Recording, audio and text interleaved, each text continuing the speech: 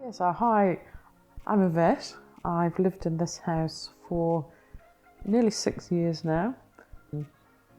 I thought, well, a brick house, a sort of old-fashioned brick house, you probably can't go wrong with.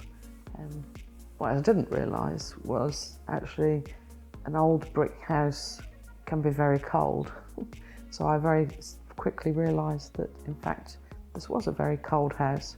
But I loved the position, and so I sort of immediately started looking into how I could improve it and what I could do by way of insulation that would make it more comfortable to live in.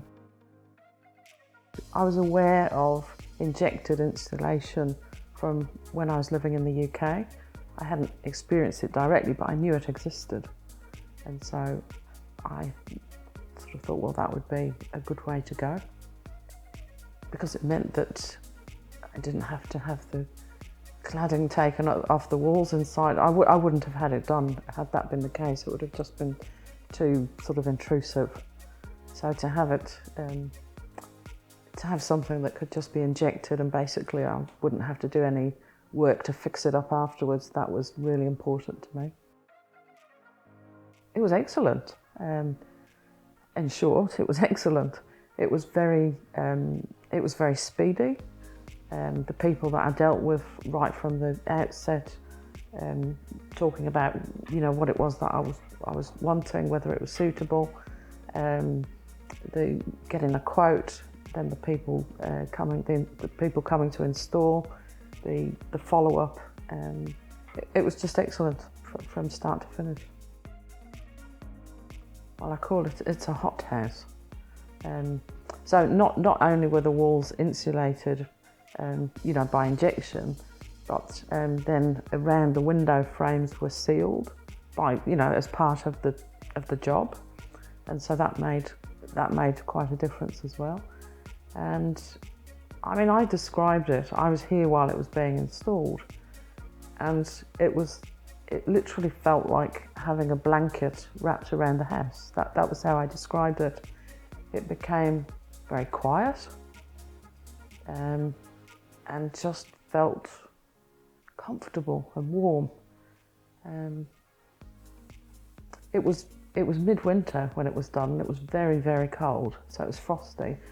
And normally, so during the night, I would have had my head under the covers, would have been, rushed out to the toilet, got back into bed as soon as possible, and I knew instantly.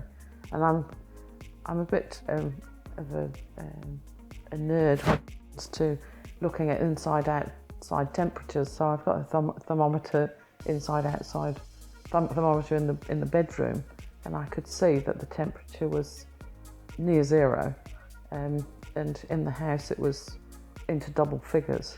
And previously, and that was with no heating. And previously, it would have been only 1 or 2 degrees higher than the outdoor temperature. So it was immediate. I suppose the other thing that I would say is to know what clothes to wear.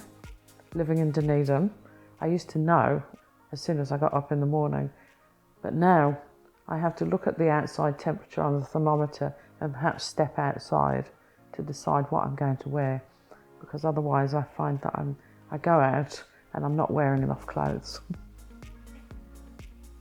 Incredibly likely, I've recommended it to many, many people, some of whom have gone ahead with it.